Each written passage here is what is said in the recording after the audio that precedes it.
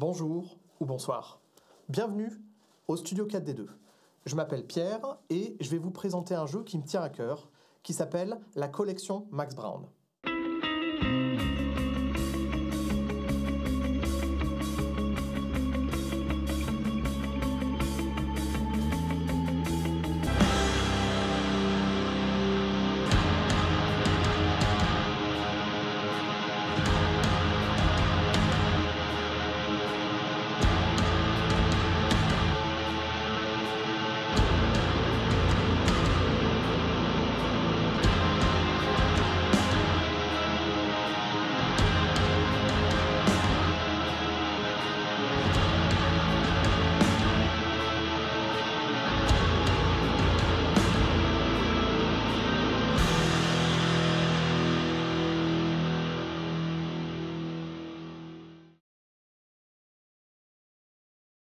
Je vais tout d'abord vous expliquer l'univers, les règles. À la fin, je vous donnerai un petit exemple pour vous montrer comment s'articulent les règles dans une petite partie simulée.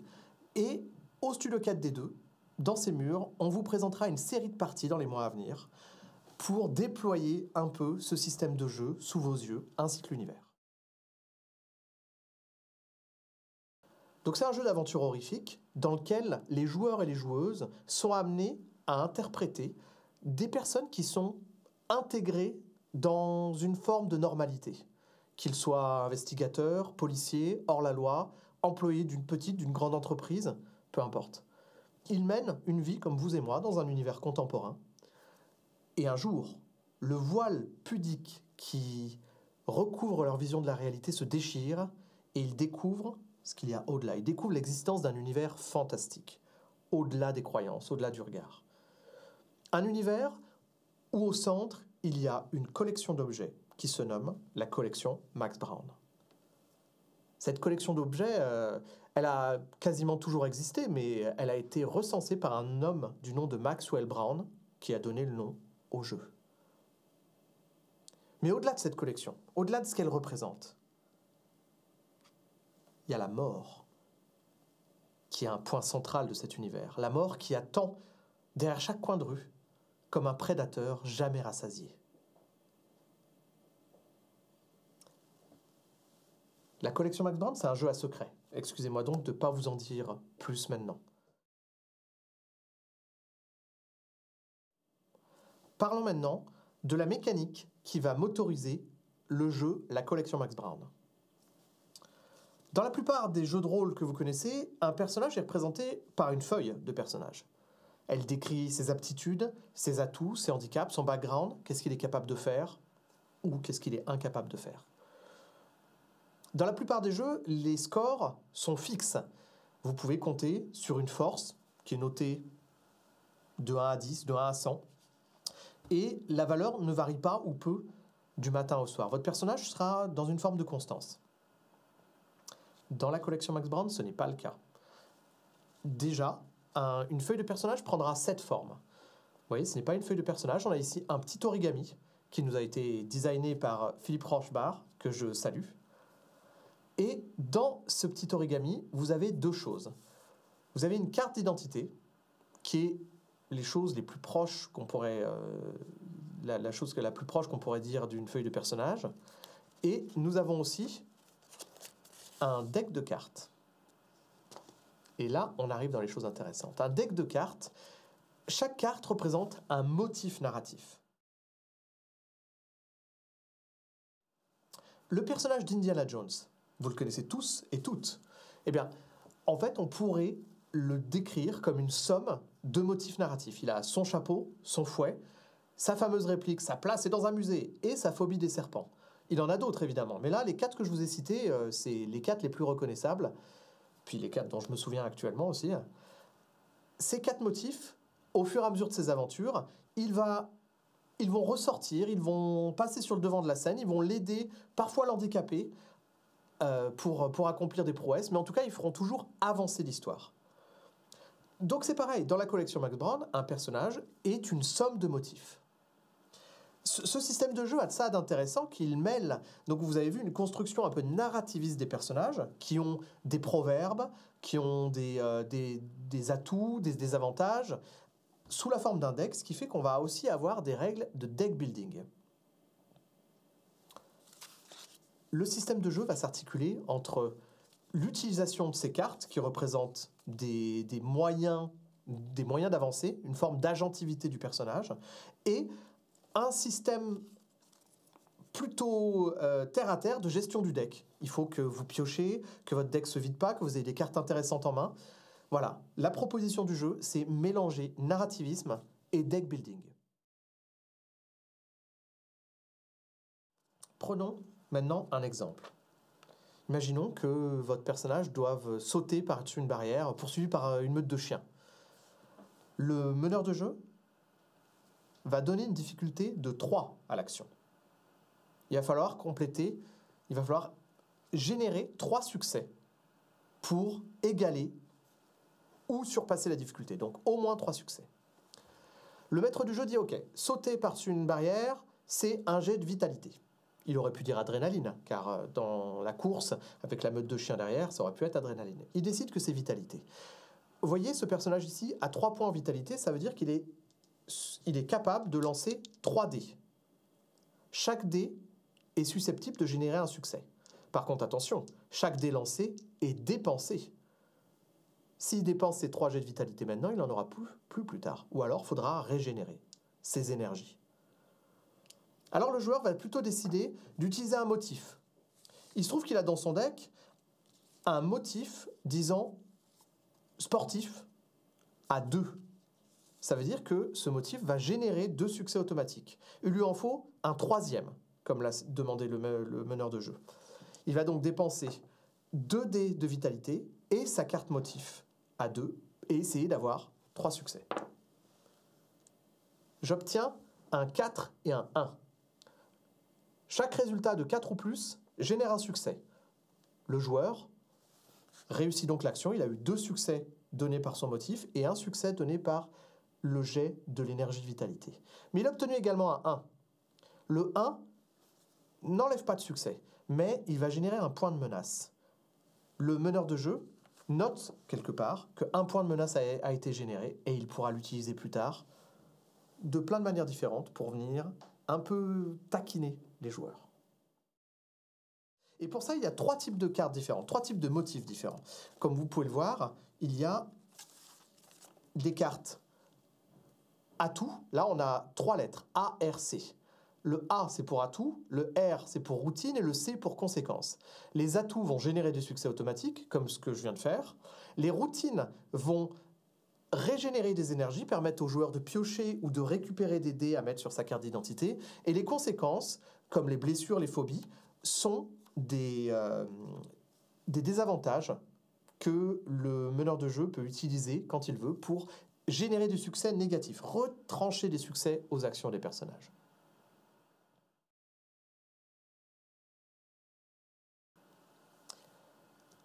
Un des thèmes principaux de la collection Max Brown, c'est la présence écrasante de la mort et la terreur qu'elle inspire. Avec ce système de jeu, votre personnage ne sera pas solide. Il ne va pas pouvoir courir un sprint, puis après, il ne va pas pouvoir faire un triathlon. Il va donner de sa personne à chaque action. Il ne va pas forcément risquer sa vie à chaque action, mais en tout cas, il va donner de sa personne et chaque action est un pas qui l'approche de plus en plus vers le néant. Vous, en tant que joueur ou joueuse, vous devrez faire attention que votre personnage, ce ne soit pas une chandelle qui brûle trop vite dans le vent. Il va falloir économiser sa flamme.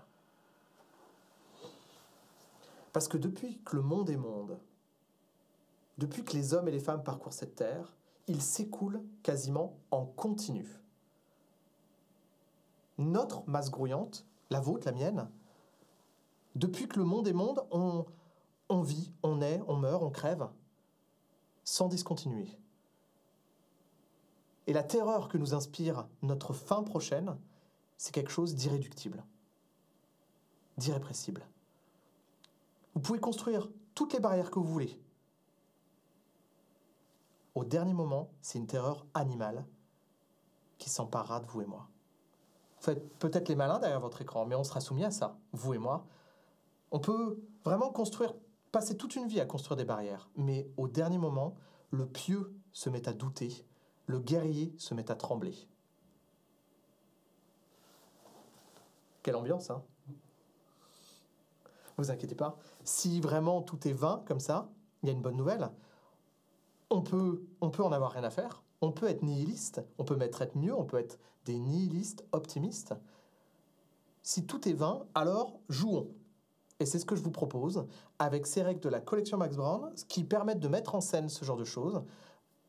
Il s'agit de trouver un peu de légèreté dans la gravité, peut-être. Et de jouer avec cette terreur.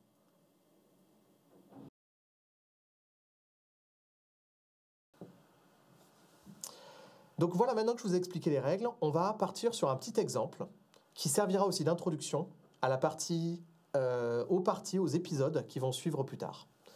On va raconter l'histoire d'un personnage en particulier. Dans les tréfonds de Light City, on va s'intéresser au personnage de Lucien. Lucien, il est vieux. Il vit reclus chez lui depuis quelque temps. Lucien, il est érudit. Il a, à l'intérieur de chez lui, des bibliothèques remplies d'ouvrages rares, précieux, qui valent cher. Lucien, il est inquiet. Depuis quelque temps, il a fait des recherches qui lui ont fait découvrir des choses assez inquiétantes sur sa vie, sur son existence. Dans son inquiétude, Lucien consacre toute son énergie à ses recherches. Au moment où on joue, Lucien court d'un endroit à l'autre de sa bibliothèque, il compare les sources. Il a dans sa main un manuscrit ancien et couvert de glyphes indéchiffrables. Il cherche à le traduire. Le meneur de jeu intervient. Il lui dit « Cher joueur, toi qui joues le personnage de Lucien, si tu veux déchiffrer cette page qui t'intéresse, tu vas me faire un jet de conscience et je vais mettre la difficulté à 2. » Le joueur consulte sa main et regarde ses énergies. Il décide d'utiliser un motif narratif dans sa main, qui est le motif polyglotte. Il le dépense. Le motif lui rapporte 2 succès automatiques et le MJ lui en a demandé 3. C'est donc pas suffisant. Il va donc utiliser ces 2 derniers dés de conscience et il obtient le dernier succès qui lui manquait. 3 succès sur 3, c'est une réussite. S'il avait obtenu plus, il aurait pu avoir des succès excédentaires, il aurait pu utiliser ces succès excédentaires pour générer des avantages, régénérer ses énergies, piocher des cartes, ou alors créer des avantages dans le jeu. Là, il n'en a pas. Ça veut dire que l'action, il l'a réussi, mais elle lui a coûté une carte 2 dés. La réalisation, la lecture de la page lui fait réaliser quelque chose qui emplit son cœur de terreur. L'angoisse l'étreint. Il décide d'aller se coucher pour se reposer. Mais il se trouve que la carte sommeil, c'est une carte qui existe. C'est ce qu'on appelle une routine qui permet de récupérer des énergies, repiocher des cartes. Et il se trouve que le joueur ne l'a pas dans sa main à ce moment-là. Lucien ne parvient pas à trouver le sommeil. Il voudrait se reposer, mais il tourne en rond et il n'y arrive pas.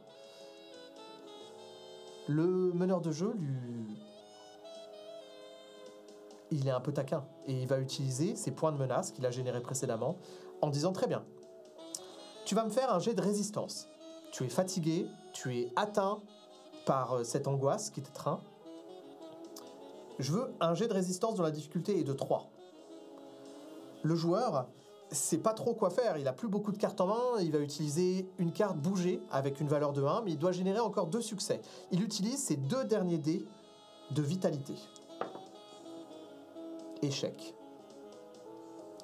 Échec, mais ça veut dire que, comme il n'a pas atteint la difficulté, il a obtenu 1 succès sur 2, il va générer 1 point de menace. Le maître du jeu récupère ce point de menace et décide d'utiliser tous les points de menace qu'il avait en main pour faire défausser le reste de la réserve de Lucien vers sa défausse. Sans carte en main, sans carte dans sa réserve, le personnage de Lucien va s'éteindre. Le meneur de jeu décrit donc alors le personnage de Lucien s'attabler à son bureau et écrire 2 lettres.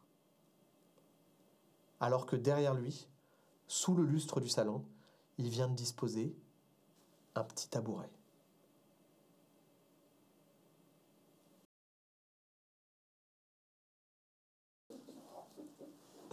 Donc vous avez compris le principe de l'univers, le principe des règles.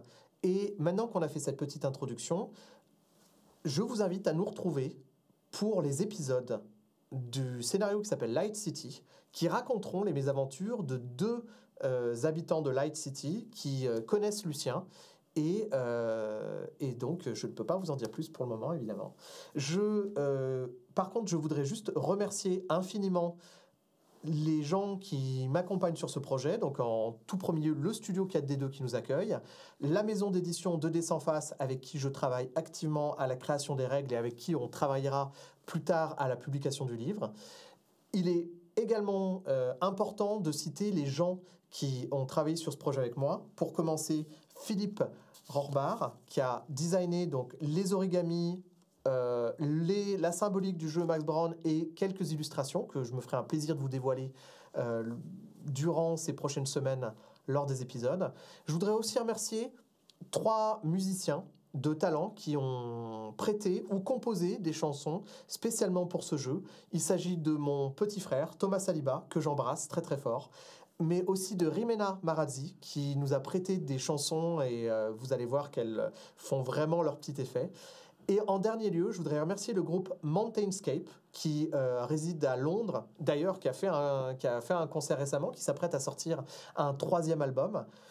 Et vous précisez que pendant les épisodes de la collection Max Brown sur la chaîne Twitch du Studio 4D2, nous allons offrir à chaque partie des codes de téléchargement pour un des albums du groupe Mountainscape, donc à télécharger sur leur site Bandcamp.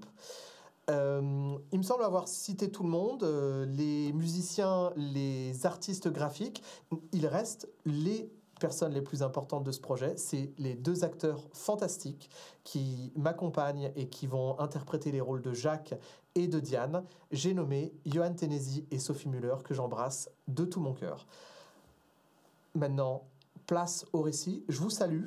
N'hésitez pas à me contacter sur les réseaux sociaux, Facebook, Instagram, sous le pseudo de Dr Nemrod. À bientôt. Au revoir.